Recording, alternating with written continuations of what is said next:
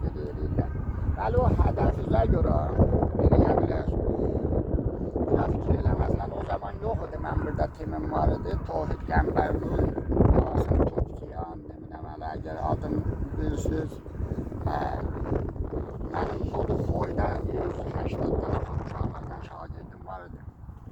Nəzdəki bir İzzət Çarrah mərkəzində dəftərimiz vardı, heykəlimiz var. Mən Əmir Hacı Rizayinin timi milli peşkesvətəni getdim. Xoyda mərasim-ayı xeyri-xahanədə zətdə oynadılar.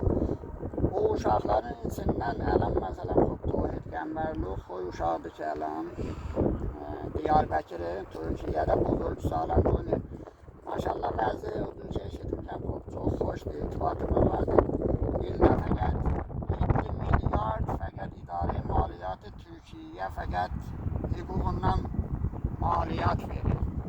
Maşallah gör nə qədər dəramədi varsa 7 milyardın verir o idarə maliyyatı. Həmin Xoy uşağıdır. Bilməyəm o zaman zəlzələ bulağı küçür eləm o məntəqədə şayət süzülərdə gedib su oynayırsınız. O zamanlarda onların içindən qoymuşdur dana, maliyyətlər, sitarə, futbol içindən süzülərdən də eləyədilər. Burada bu şəraitləri əgər təzyiq elərsiniz, devam edirsiniz. İnşallah o